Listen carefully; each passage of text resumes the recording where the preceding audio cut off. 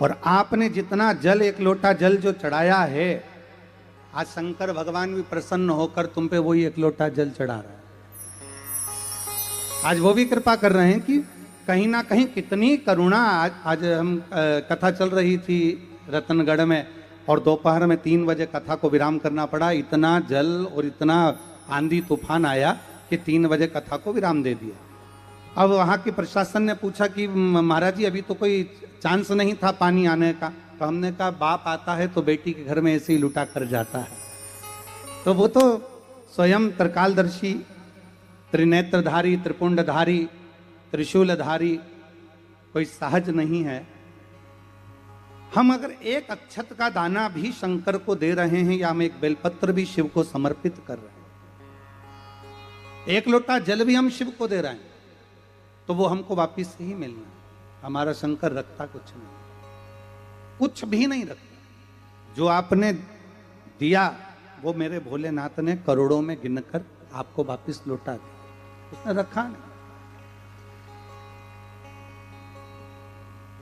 1 कदम, 2 कदम, 5 कदम, 10 कदम चलकर शंकर का शिवालय जब आप जाते हैं, लोग कहते हैं कि लीलाबाई शिवालय गई, कोई कहे कमलेश शंकर के मंदिर गया, पर सत्यता यही है कि जब शिव आपके हृदय में बैठते हैं तो हाथ पकड़कर भगवान शंकर अपने मंदिर तक स्वयं अपने भक्त को लेकर जाते हैं। और किसको, हर किसी को लेकर जाते भी नहीं। डीडवाना में कितना लोग रहता होगा, कितने लोग निवास करते होंगे, क्या सब शंकर के मंदिर जा सकते हैं? जम के बोलो जरा।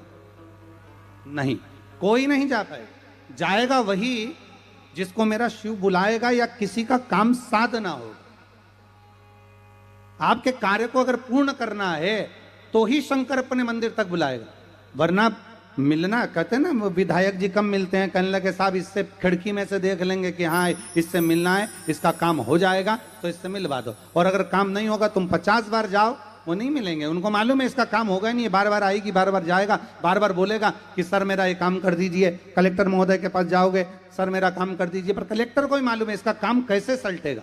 जब काम सलटने का होगा, समय पूर्ण हो जाएगा, तब कलेक्टर हो, चाहे विधायक हो, चाहे सांसद हो, चाहे मंत्री हो, चाहे मुख्यमंत्री हो, चाहे अन्य मंत्री हो, चाहे सांसद महोदय हो, उस समय पर मिलते हैं कि अब इसका काम हो सकता है। उसी तरह आप जिस दिन आपके मन में शंकर के मंदिर जाने का भाव प्रकट हो जाए, जिस दिन आपके मंदिर में शिवालय जाने का भाव प्रकट हो जाए, जिस दिन आपके हाथ में 1 लोटा जल आ जाए और आप शंकर के मंदिर की ओर बढ़ जाएं, समझ लेना कि अब हमारा कोई ना कोई कार्य सफल होने वाला है। इसलिए महादेव ने हमको हाथ पकड़कर बुला लिया।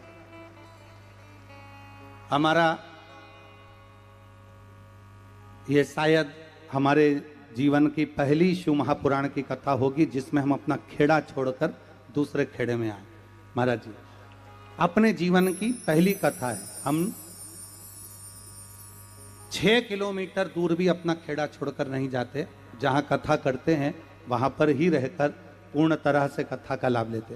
पर स्वामी जी सरकार का इतना आशीर्वाद, हम आते आते हमको जो जयपुर वाले भैया लेकर आ रहे थे पारिक जी, तो हम उनसे कह रहे थे कि ये तो स्वामी जी सरकार का प्रेम इतना है कि उनसे जुड़ता वही है जिन पर उनकी कृपा होने वाली होती है। तो स्वामी जी सरकार का इतना स्नेह है, इतनी करुणा है जो खींच कर यहाँ तक लेकर आ गए।